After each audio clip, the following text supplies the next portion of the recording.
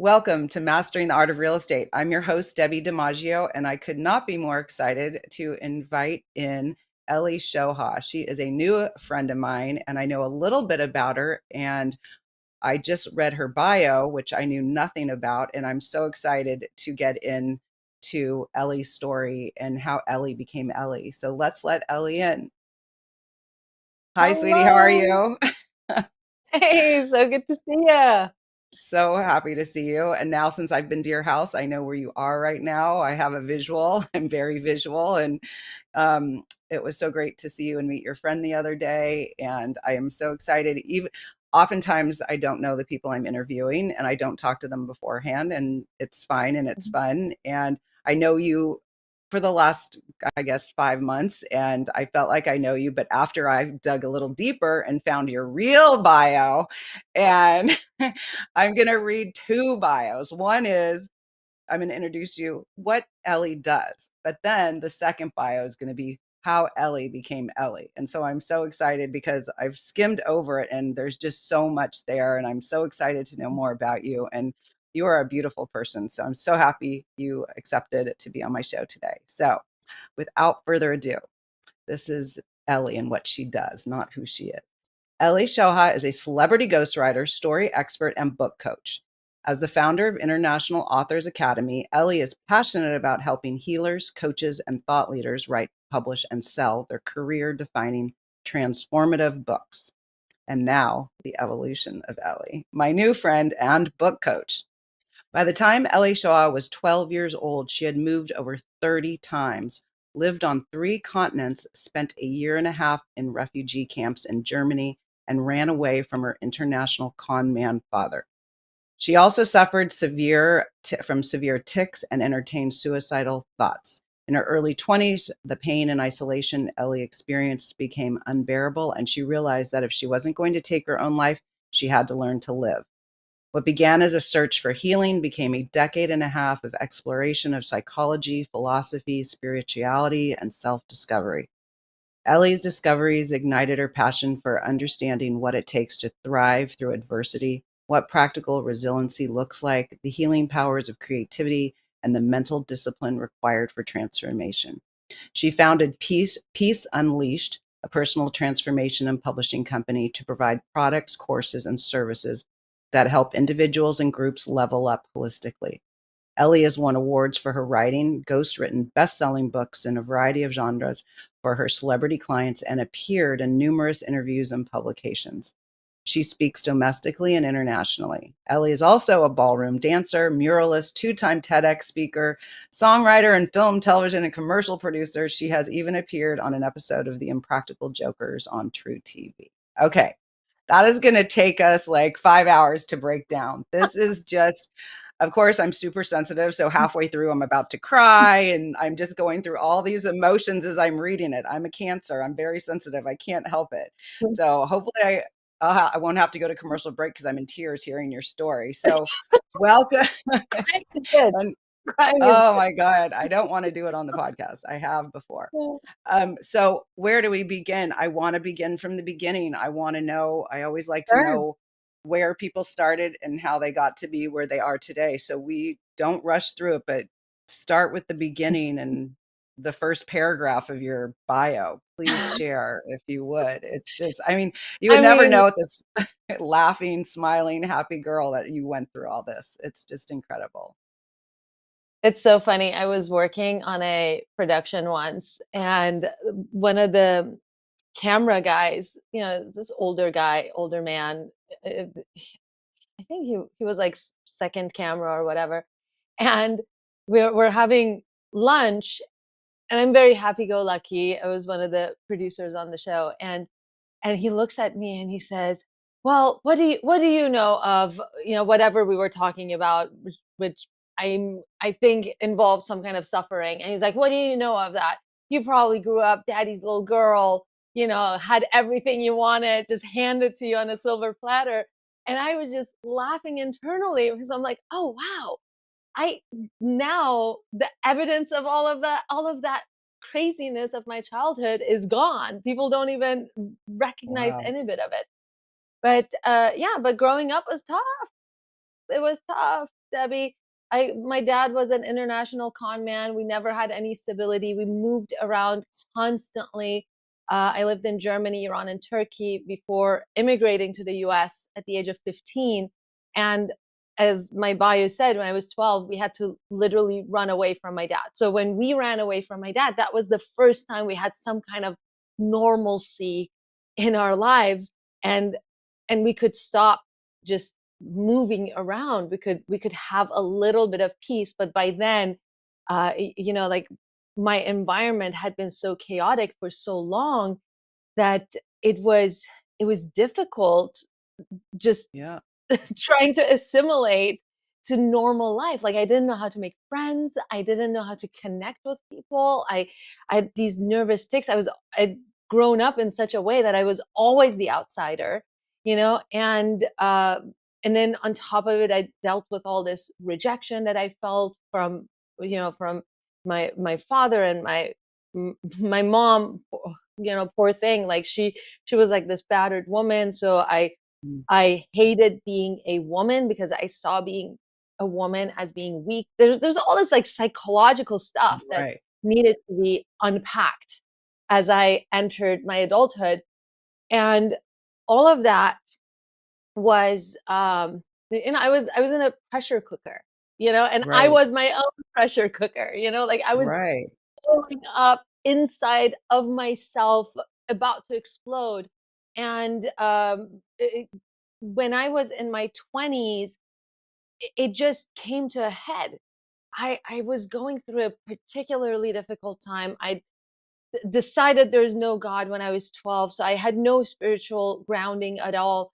And I didn't know how to deal with being a victim and being victimized. And I was so angry. I was so angry and so hurt. And my ex-boyfriend, my boyfriend at the time, who then became my husband and now is my ex-husband, my boyfriend at the time gave me the book, Power of Now by Eckhart Tolle. Mm.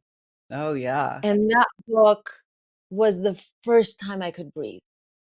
Like Wow. reading that book, I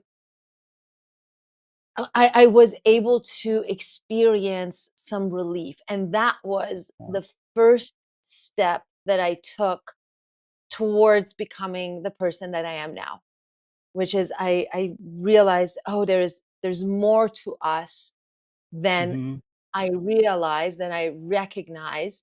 There is relief if I allow it, and I want more of that. And I want peace. I want at the time I just wanted to not be crying all the time. Mhm. So Right. that was my first step into I want more. And the crazy thing is, we're such powerful creators.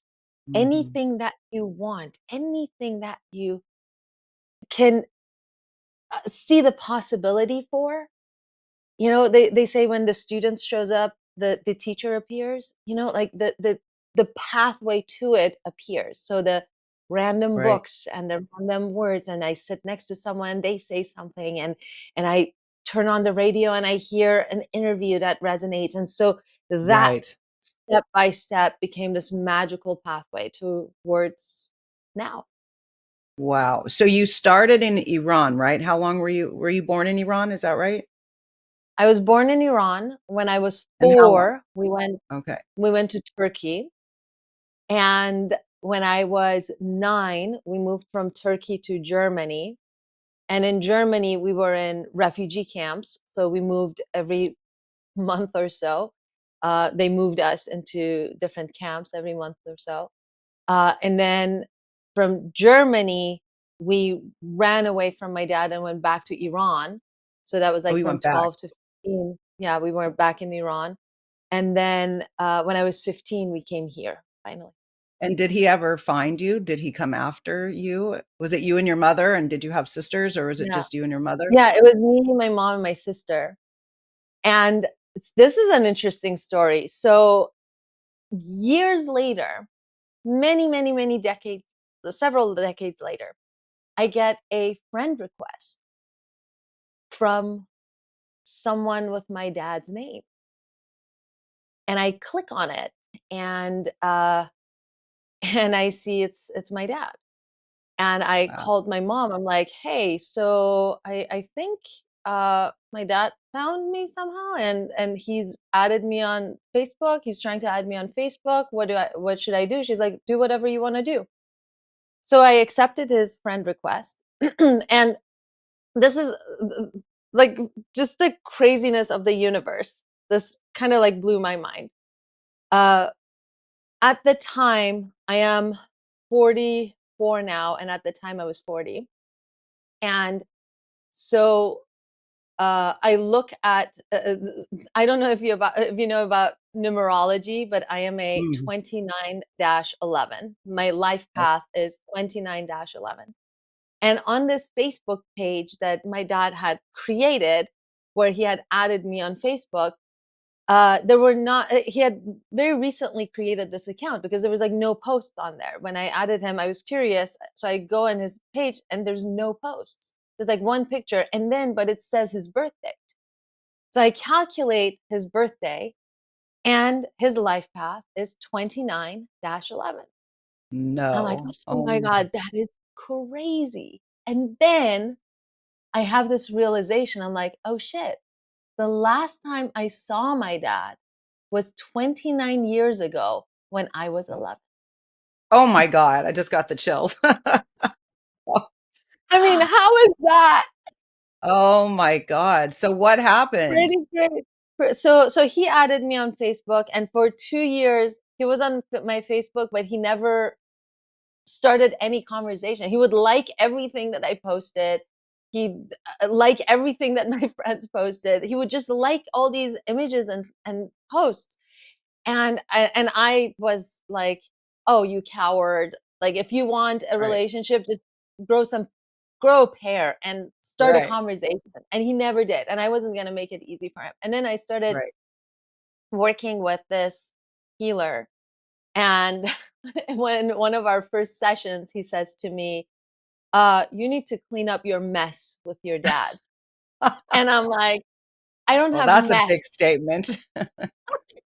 That's a I'm lot of and I'm mess. like, who are you talking to? Who are you to talk to me like that? I'm like, "I don't have mess with my dad. I've forgiven him. I'm done." Blah, blah. He's like, "Are you in a loving, committed relationship with a man who adores you, whose love you're actually able to receive?" And I'm like, "Uh, no." He's like, "Okay, so clean up your mess with your dad." Oh my So, gosh. so I go home that day.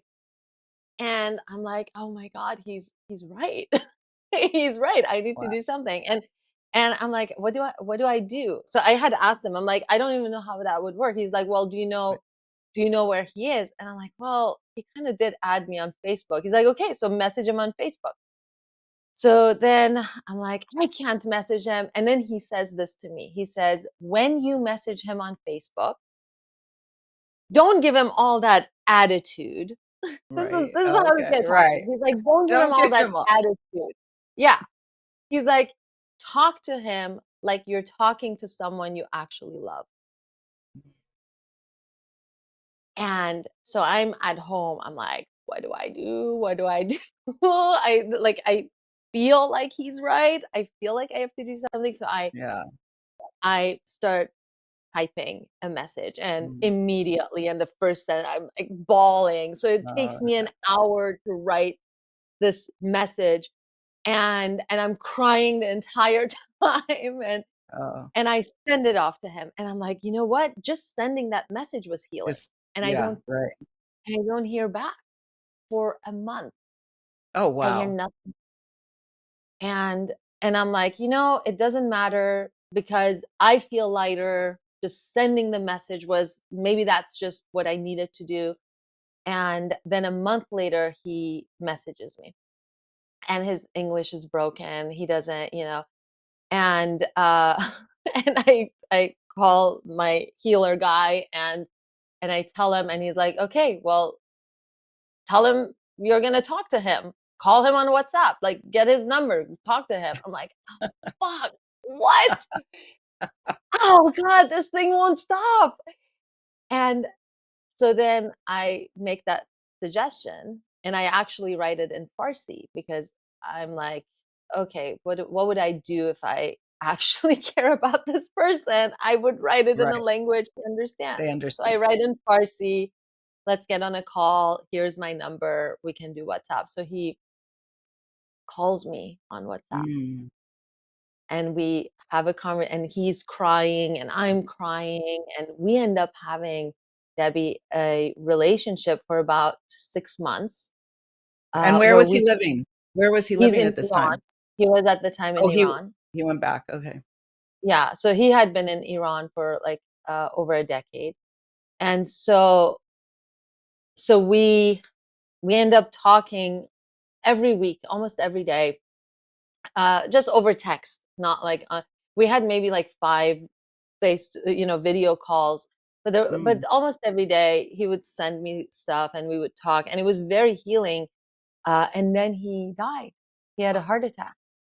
He died? Oh Yeah, my and then he god. had a heart attack, and yeah, so I got to have So you a got him relationship right with before her he passed away. Did your right sister before he ever talk to him? No, no. She never did.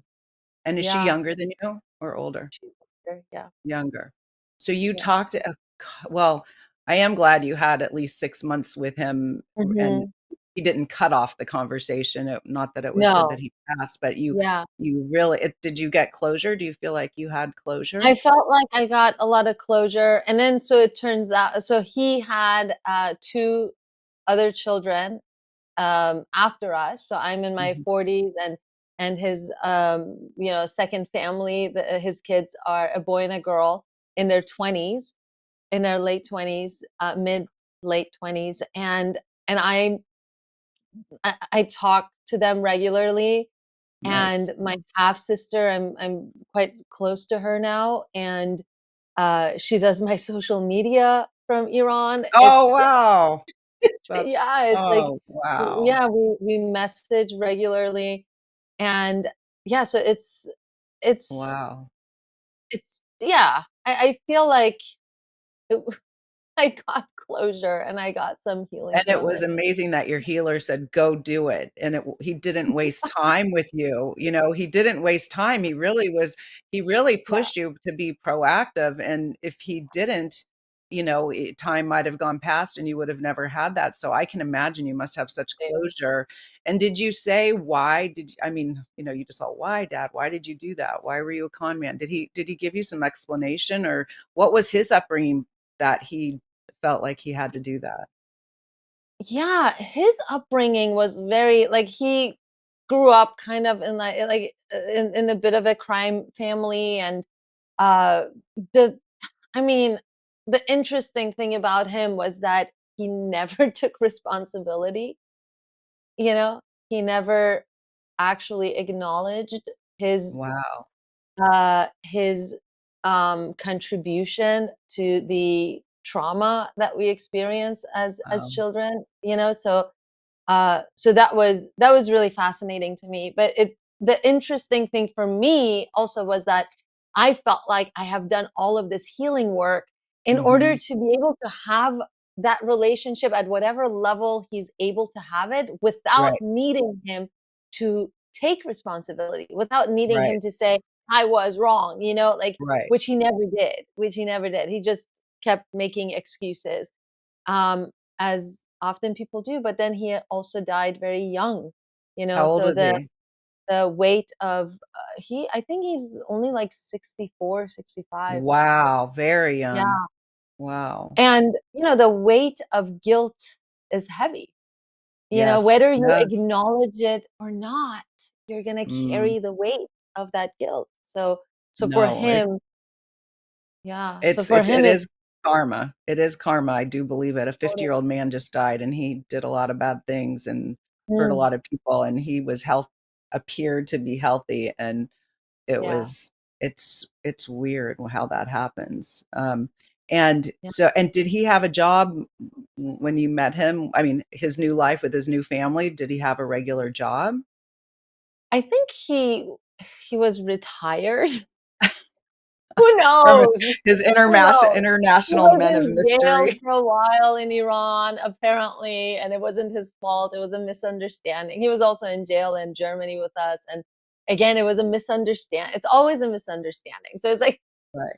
you can't you can't get a straight answer out of these things. Oh, oh my God. Well, that's incredible. We'll be right back. We're gonna go to a quick commercial break, and we will be right back with Ellie Shoha, the international woman of mystery, being uncovered.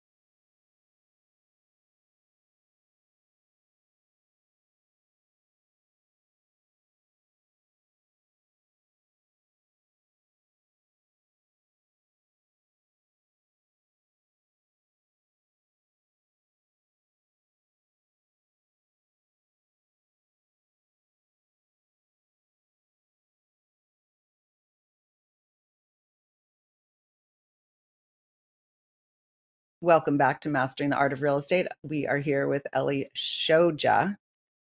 Just learned how to pronounce her last name. And let's continue on, Ellie, about you went through a traumatic, very long traumatic period in your life during your formative years. Mhm. How did you, even at the age of 12 or 15 or 16, well, I don't know how, I guess it was in your 20s when you started the healing process. Is that right? Yes. Yeah, I was in my early 20s.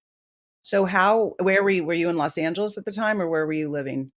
Yeah, I was at the time living in LA, with on the other side of LA. I'm on the west side now, and I was in Pasadena, with my boyfriend. And so how did you all of a sudden become mature enough or grown up enough to go, wow, it's up to me to fix this. My dad isn't going to do it. My mom is probably not Mhm. capable of doing it. I have to do it. So how did you heal yourself? What were the things that you did? It wasn't a quick thing, and I don't Hmm. even think it was even necessarily a decision to heal. I don't think it Hmm. was rooted in maturity. I do think it was a byproduct of I was in a lot of pain. I Hmm. wanted relief, and I was tired of suffering. I was tired of it. I was tired of being in pain. And emotional pain is just as, if not more traumatic than and heavy than physical pain. But at least when your leg is broken, you put it in a cast.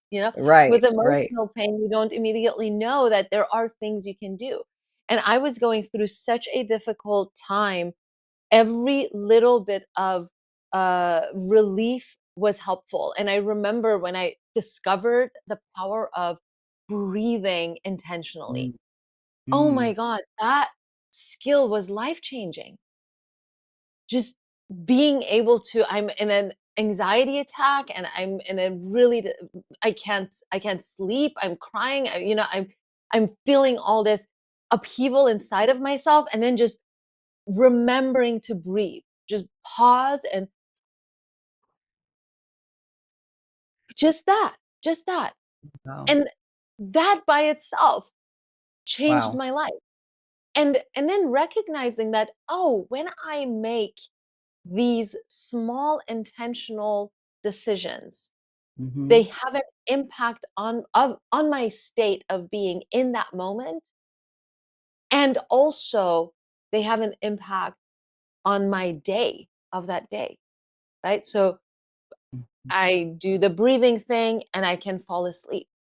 Maybe it takes me half an hour, maybe it takes me an hour, but otherwise I'd be awake all night, right? So Wow. those I started really being hungry for anything that provided any level of relief.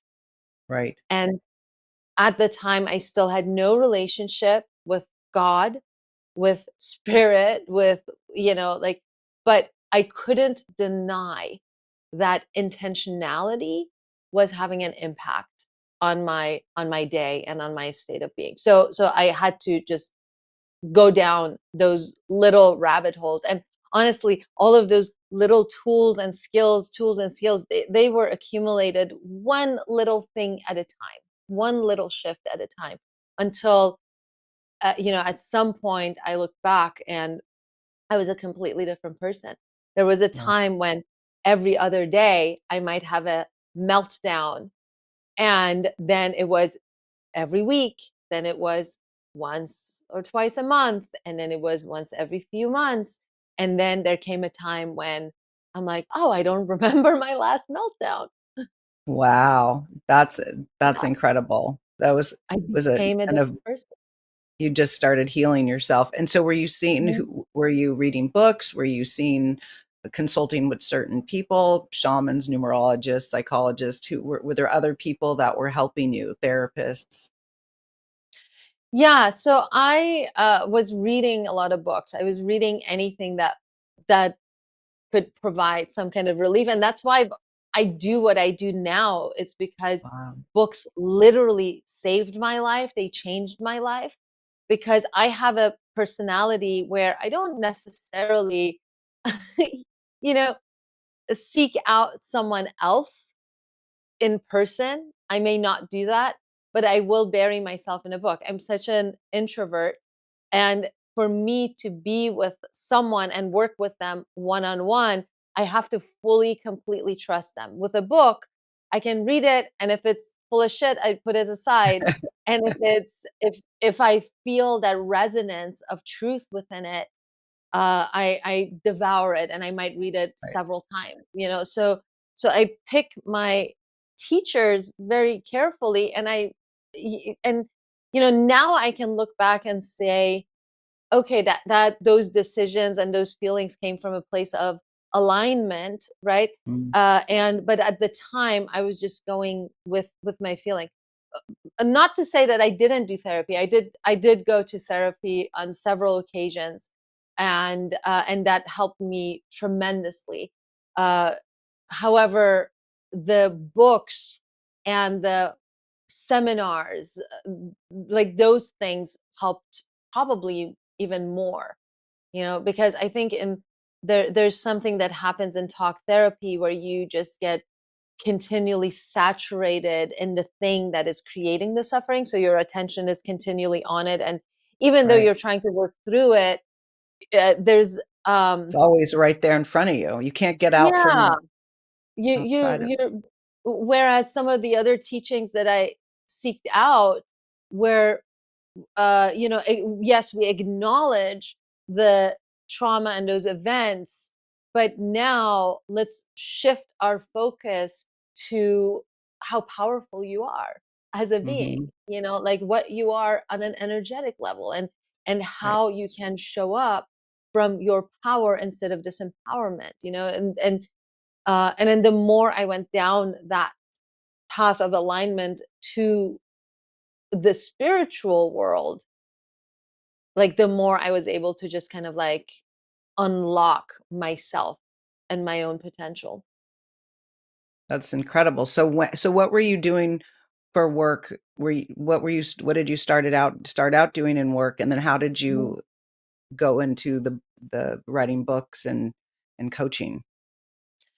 So I did a lot of marketing and copywriting, marketing, things. I'd always wanted to write books, and I grew up obviously an immigrant and lower class. We never had anything. And the thing is, the reason that that's interesting or relevant is because Mhm. when you grow up an immigrant and also of a lower economic status, when you are good at something, uh, you don't the family and you don't see it as a potential career choice.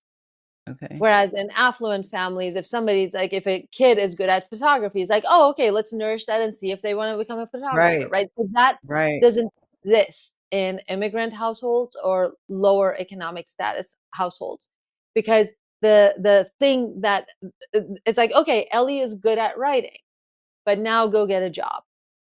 So that's always um, the dichotomy there.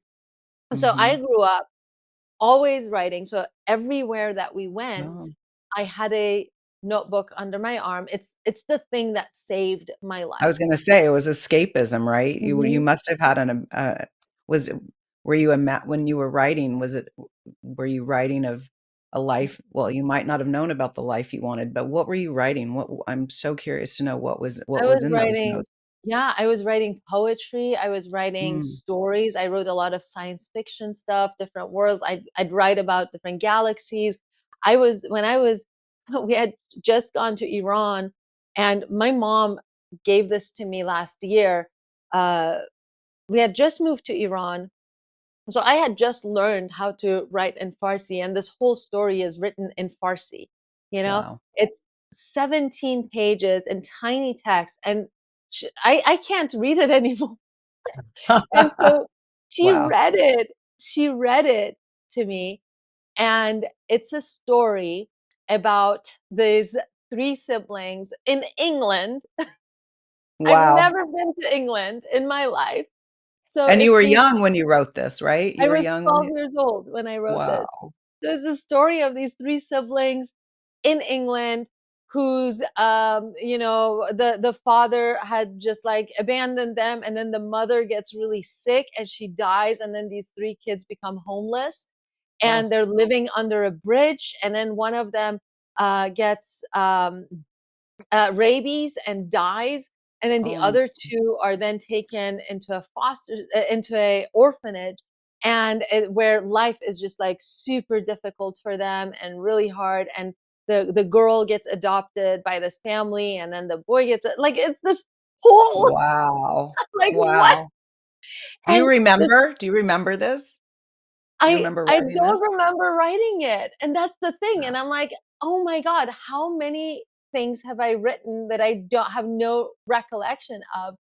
And as she's reading it, I'm like, "That's a really good story, and it's really well So it's are you really gonna did well you written." are you should put it have it translated into English and publish it. Yes, I mean, come on, you need to do that. You need to your 12-year-old Ellie who became a writer, an author, a yeah, speaker, a coach, and you were in refugee camps. That book needs to be yeah, published.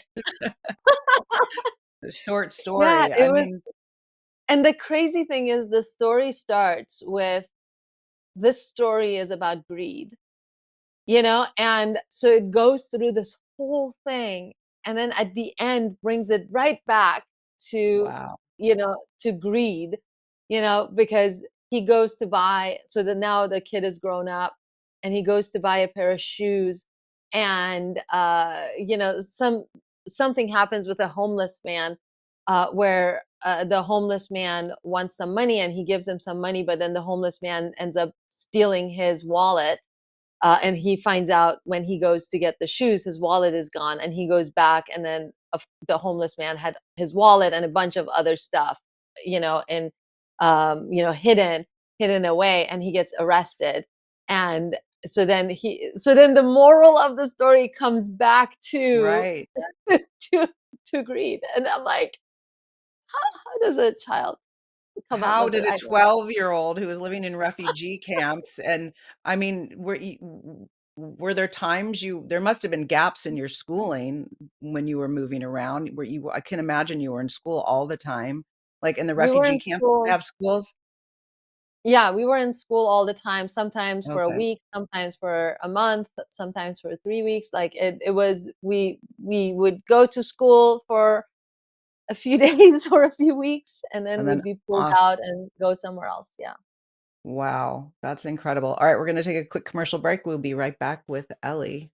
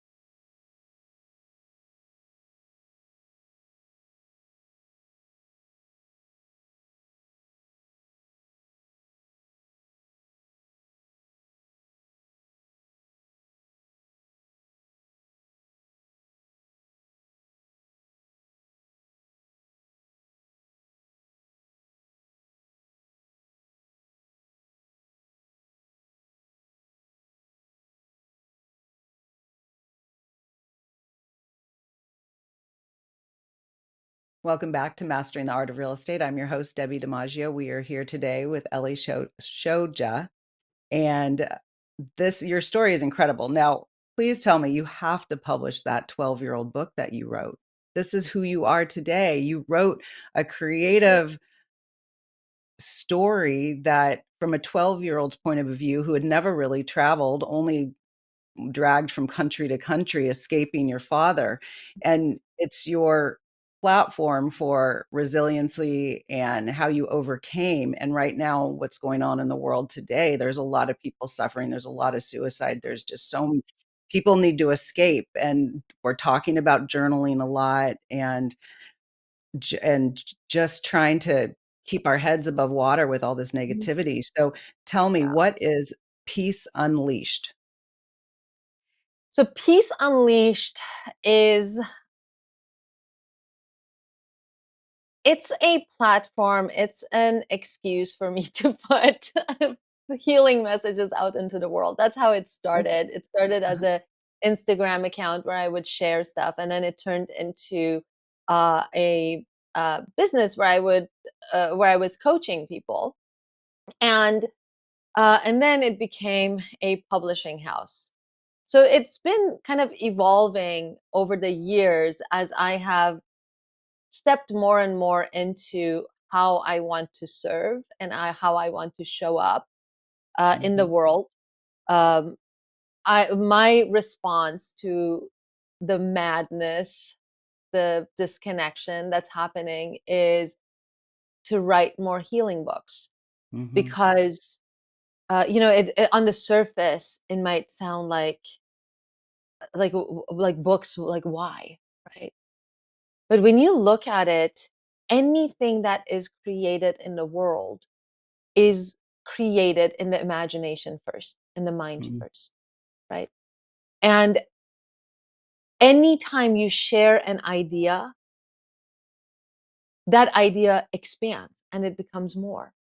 Mhm. So for something to come into physical existence, first of all, the idea has to be in your mind, and then it has to be shared so that it can become more. And when that happens, when it becomes more and more and more, and it builds enough momentum inside that collective imagination, it can break through that wall of physicality and it can become real. It can become physical in the physical world. So we know that that's how creation happens. We know that that's how anything that's created in the world is actually created. And I believe that there's no better idea sharing device than a book. Because as you're consuming a book, you are ingesting someone else's words, someone else's Mhm. ideas into your own mind using your own voice over Mhm. a period of time. So you're ingesting it with your own voice. So there's that the connections that are being made are more immediate, and you're doing it over a period of time. So you can integrate that information over a period of time. This is why when you're reading a book that I call a healing book, Mhm. you change as you're reading it. You heal as you're reading it. It physiologically changes your body's chemistry. It affects every single cell in your body as you're reading it. So there's nothing more powerful in my mind than this. So how do we counter the intense disconnectedness that's happening in the world? Like everything Mhm. that we're witnessing is a symptom of disconnection. So how do we do that? By inspiring people, by inspiring connection within people. And that Mhm. connection has to be internal first. You have to plug into yourself first before you can plug out into the world. So if we can just shift one mind at a time into a place of connection, so into a place of lightness and love and healing and compassion and these things, right? As opposed to fear and separation and outrage and blame and victimhood, right? So if we can shift one person into a place of connection, that person, that connectedness in that person ripples out into their life. It ripples out into every relationship, every interaction that they have, and it becomes more. So so my solution is, Mhm. hey, we write healing books, which means you have to be connected to yourself, you have to be in a place of love, and then you write a book that creates connection in the person who's reading it and creates love and clarity in the person that's who's reading it, and that ripples out. And this, I believe, is kind of a guerrilla method of countering what's going on. My little Right. small contribution to the healing of the world. Absolutely. No, I started out with something years ago, on Instagram. It was just kind in all the social media platforms. It was called the Daily Sparkle. It was I love Mhm, giving putting out positive quotes, and it inspires me, and then exactly what you're saying. This is something that comes to me that morning called the Daily Spark or the Daily Sparkle, mhm, and I would put that out in hoping that someone would read that and that would ignite something within them to however they interpret it to end up finding connection, using it in their own life in some positive way. And it's hard now because I post on X and Blue Sky and all the positive stuff. And then every time I go on it, especially now Twitter, there's just so much negative stuff. And so sometimes I think maybe this is so dumb. And then I think, no, I'm counteracting all that information that is so negative and sad, and just it's just devastating. But so if someone can catch on to that and read that, and maybe it has mhm, them pivot and adjust into a more positive minute or day or in their life, that because of that nugget propelled them to try something and shift their day and their mindset. So I totally get it. Peace unleashed. And mine now, I've switched the Daily Sparkle. I evolve over time as things happen. Now it's called Mindset in Motion is the new hashtag. So now Mindset in Motion is that you put these things out there and you get other people to create their momentum towards whatever it mhm. is that they're trying to go to and achieve. So we were in alignment before we even knew each other. Yes. So what if someone wanted to take, you have courses, products, services. So tell us about that part. How do they find your courses, and how do they work with you? Tell us how someone can work with you, because I think after hearing this and how you transformed your life a from a very, very hard childhood into where you are today, very just like the director said, you were daddy's little girl, and you're like, oh my God, you have no idea. I couldn't have been the farthest from daddy's little girl, but you are always sunshine. You are always smiling. You are always happy. And until today, when I pulled your bio off your website, I was like, oh my God, who is this person? This is not the person that projects every single day. Oh. Yeah. Oh, thank you. Thank you. Yeah, I mean, I like to say that I understand darkness Mm, intimately and I mhm. choose to dwell in the light.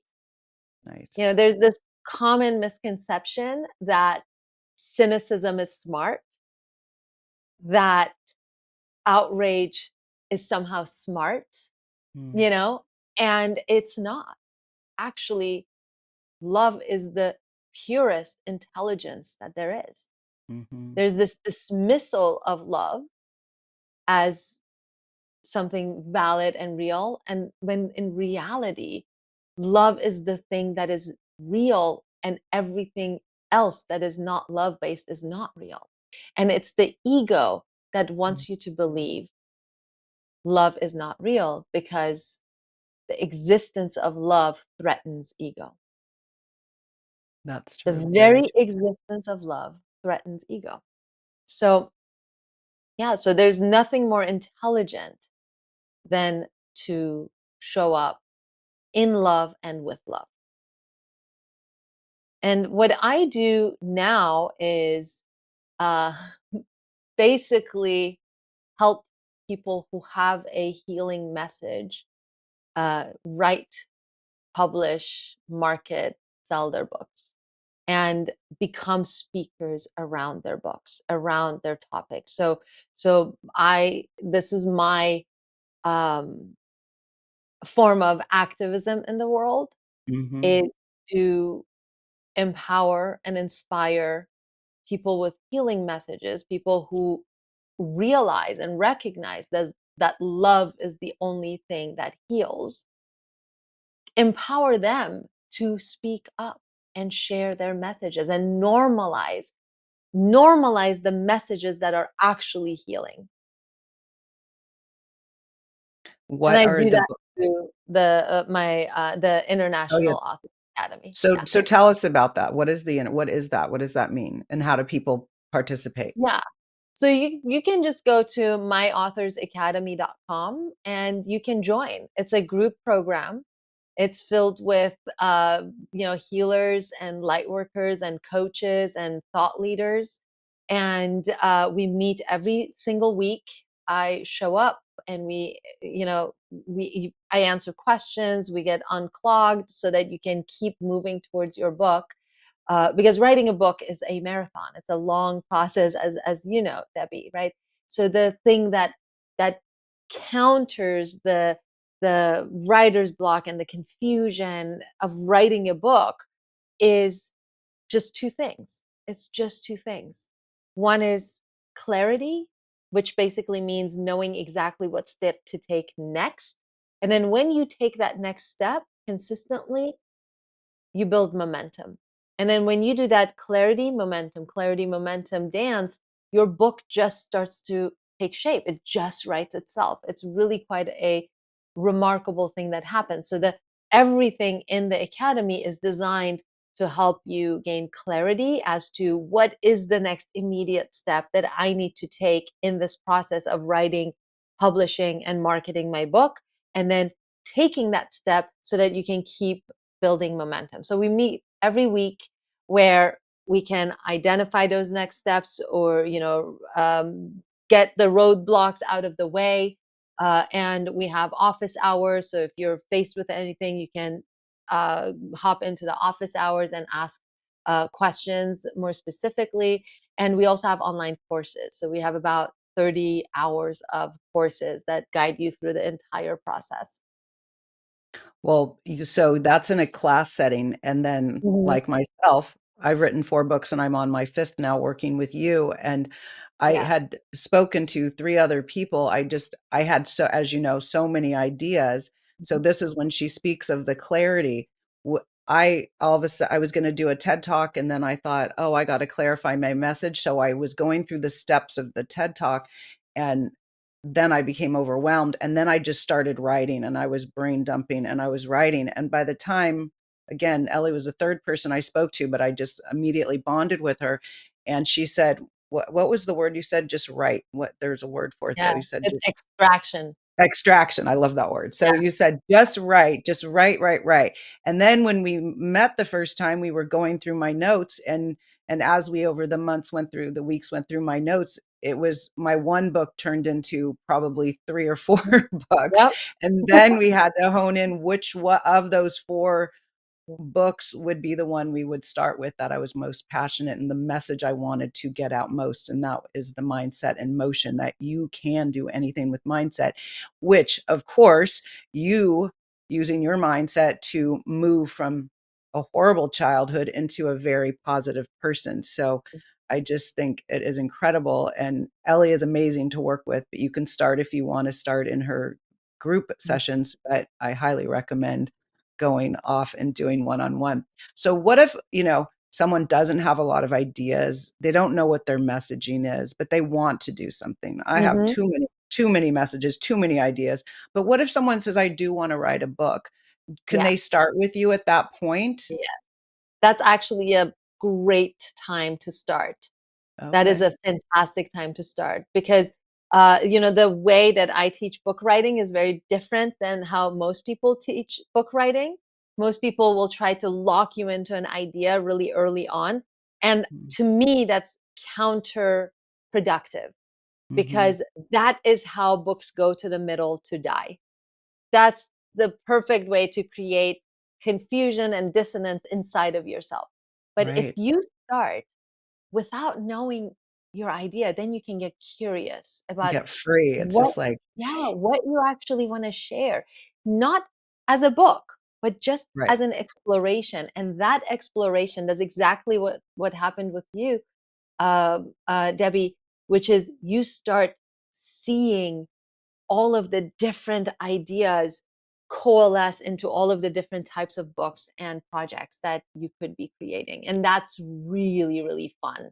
It's really Yeah. fun. It was really fun, and I felt like Mhm. instead of boxing myself in, Yeah. I was you just said that one word extraction, just my mind just went, and also because I'm so afraid of, like, I'm gonna write all this stuff and then how I'm gonna put it in order, and so what Mhm. Ellie does is you have all of your writings, which is your words, and then Ellie helps you to organize it, and it that helps so much because that becomes almost technical, the helping part Mhm. is so technical, or you'll ask a question which I find so fascinating. I think I've already written everything, and then you'll ask one question on just an idea that I wrote, and then all of a sudden, I just start talking, and she's taking Yeah, notes, and I look up, and I'm like, "Who said that?" And I still yeah, you're just like, "Where did that come from?" That was the thought. That was it, and then all of a sudden, we've got another page, and yeah. it's incredible. So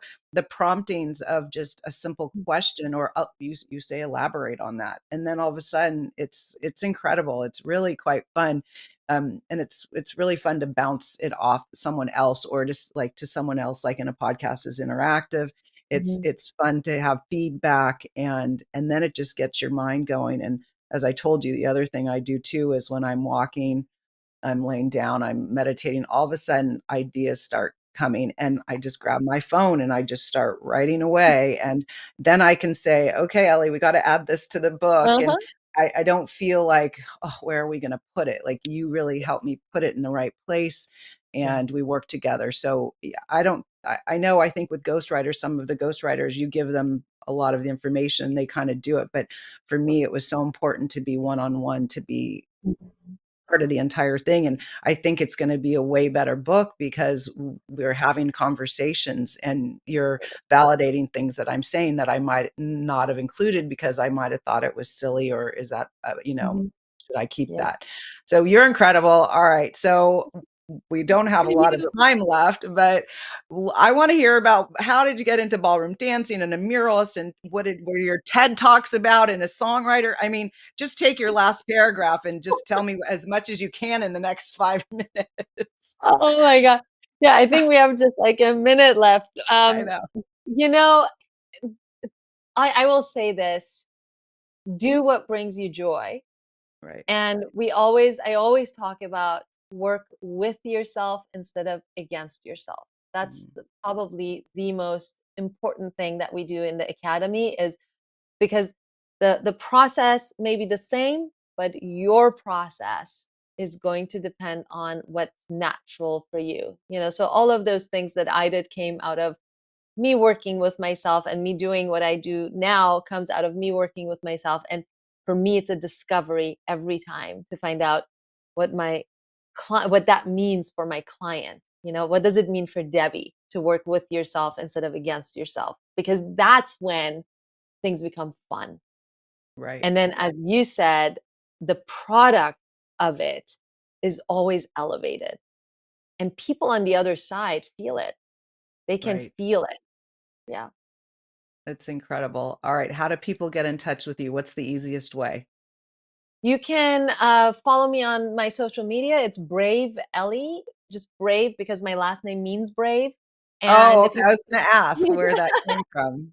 yeah, Shoja means brave in Farsi. Oh, And if you want to join the academy, we would love to have you. You can join us at myauthorsacademy.com. awesome. Well, thank you so much, Ellie. This was so Thank fun. you. Even though I know you, I didn't know you. And I feel like that was so great to dive in live and to really explore. And this totally happy person you would never know came from where she did. And it's made her who she is today. How Ellie got to become Ellie. That's your next book. That's your next book. That's Thank right. you. Thank you so much, sis. Thank you for Thank joining us you so today. much, Debbie. Thank you. Tune in each week for another episode of Mastering the Art of Real Estate with host Debbi DiMaggio. Here Fridays, noon Eastern on the Bold Brave TV network. Tune in to where real estate matters matter.